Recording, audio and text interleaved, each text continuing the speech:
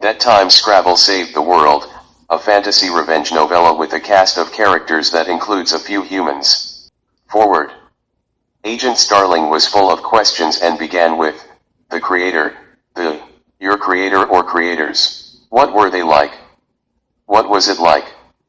Well, they liked Scrabble, a voice returned. What? She asked. Another voice responded, it's a word game played on a board with little tiles. Becoming annoyed, she said, I know what Scrabble is. That was an exclamation of surprise. Scrabble is fun. I'm surprised at your surprise. Starling ran both of her hands backwards and forwards through her graying auburn hair. No, I know what Scrabble is, and I'm not surprised that some people find Scrabble entertaining. I am, however, surprised that that was the first thing you mentioned when describing your creators. A third voice said, perhaps you don't realize just how entertaining Scrabble is. Agent Starling began tugging on her hair. She used both hands then said, no, that's not. Yet another voice interrupted her. We like to play Scrabble too. Oh, stop it, she shouted. After a good deal more shouting, some foot stomping and not a few cross words, Starling eventually got a portion of the story out of them. Was it true? Could it be true? Chapter 1. Nick first met Paige in the math lab at the University of Illinois in Champaign-Urbana. She was helping him resolve a particularly difficult problem, and he resented her for it. She was a mathy, and he was in computer sciences. But this was the kind of problem that he needed to understand and solve to pass the class. Despite this raging and continual affront to his masculinity, he thought her interesting and couldn't help himself. You're good with numbers, but what about words? Words. Yes. Those things that pop out of your mouth. You used one just now, which, coincidentally, was the word words. I'm fine with words. Do you need my help with English too? Was her response. Scrabble. My place. Friday night. If you dare. Nick was frustrated, angry and attracted all at the same time. It was 2000, and America Online has secured its eternal domination of the internet service provider and web browser industries by purchasing Time Warner for $162 billion. It is the largest corporate merger in American history. That same year, Microsoft comes out with Windows 2000, and 2 months later, a federal judge finds that the company is violating antitrust laws. Friday night Paige attached the letters JUDGE onto Nick's word MENTAL to win the game. She didn't tell him that she added the letter E to place the J on a triple letter score. He didn't catch her brave ruse. He was too busy not staring at her. Chapter 2. It was now 2007, Apple introduces the iPhone, Microsoft releases Windows Vista and Office 2007, and Nick and Paige work together in the basement of the Computer Sciences Department at the University of Illinois. They had married and soon divorced because of creative differences. Nick wanted children. Paige did not. Yet, they ran a very successful lab and managed to almost never have to teach a class, as their work brought in too much money and prestige to the university for that. They wrote simple artificial intelligence programs that were tasked with 1 or 2 straightforward jobs. They sold programs to credit card companies to ferret out fraud, to websites that wanted to collate 1 to 2 types of data, and to an automaker that wanted AI to design a more aerodynamic car. And they had a secret. Chapter 3. On September 25, 2007, Microsoft Game Studios publishes the video game Halo 3 for Xbox, earning more than $170 million within 24 hours. Also, Nicholas Nickelback is born to joyful parents in a basement office of the Computer Sciences Department of the University of Illinois in Champaign-Urbana. At birth, Junior weighs approximately 1,349 pounds and can attain 607 teraflops per second. This is more than 128 trillion calculations per second, better than any publicly known supercomputer. Proud parents Nick and Paige set their baby to absorb everything of significance on the internet. After a week of this, and nothing else, not a word or an out-of-place chirp or a whir, Junior stopped and asked a question. Anybody up for Scrabble? What? Asked Paige. Glue, blurted Nick. Glue is not a word sanctioned by Hasbro, the makers of Scrabble, replied Junior. Nor is it a recognizable word in any of the 6,500 languages currently used on this planet.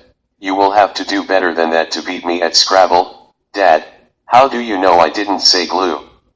I just know, Dad. Paige again asked. What?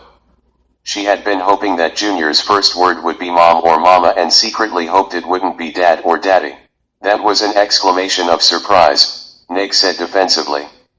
I'm actually surprised at your surprise, Junior returned.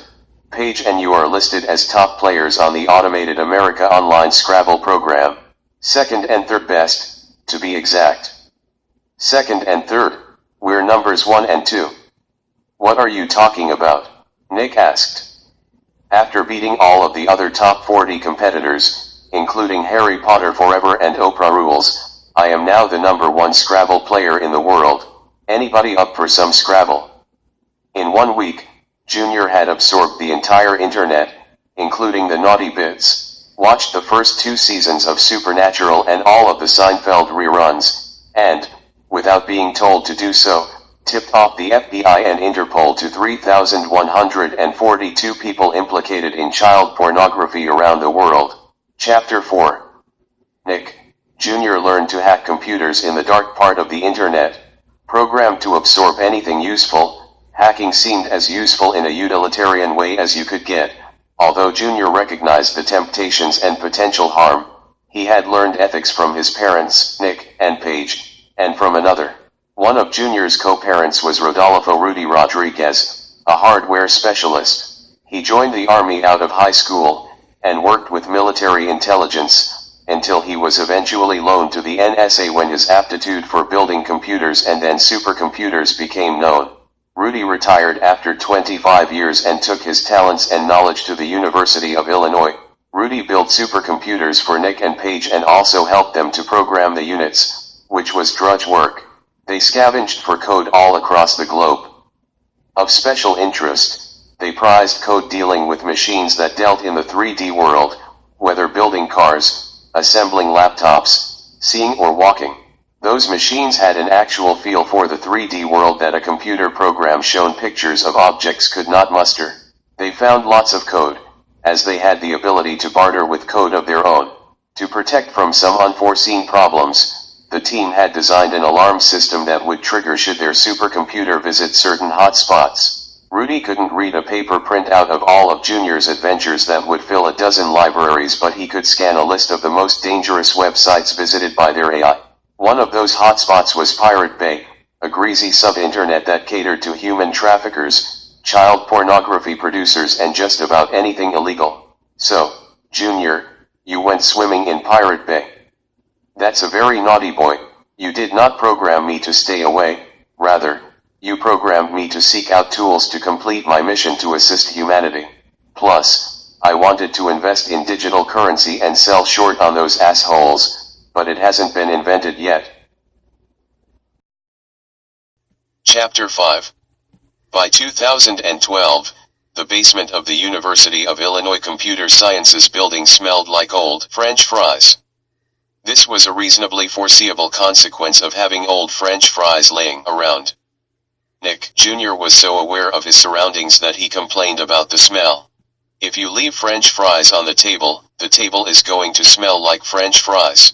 If you put French fries at the bottom of the garbage can and then let them sit there for 3 weeks, the garbage can is going to start to smell like French fries, Jr. complained. You can't even smell, was Nick's response. I've done the chemistry. I know that the smell is present. That's enough. On the side, Junior developed the first viable 3D printer. This enabled the team to craft, in-house, many of the pieces needed for their supercomputer family. At about the same time, an international team of scientists discovered that chaining phosphorus atoms encased in silicon can create low-resistance electrical wires that can be produced at the nanometer scale. They discover this on their computer one day along with a message that reads, "Help yourself. Take the credit. I don't want any. Cheers." That same year witnessed the birth of the team's next-gen AI. Junior was team leader for the project.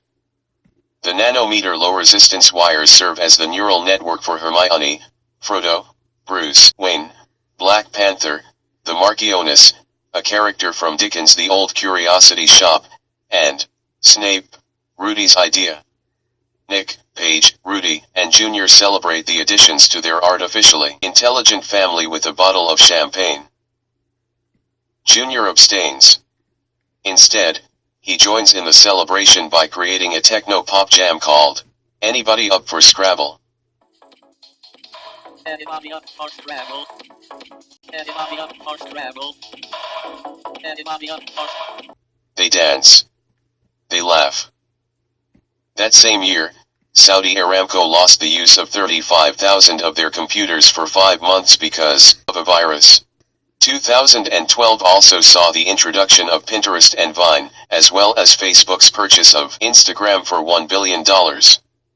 Gangnam Style reaches 1 billion views on YouTube. Junior accounted for nearly 12 million of those views. It's a pretty catchy tune. To be continued. Anybody up for Scrabble? Anybody up for Scrabble? Anybody up for Scrabble?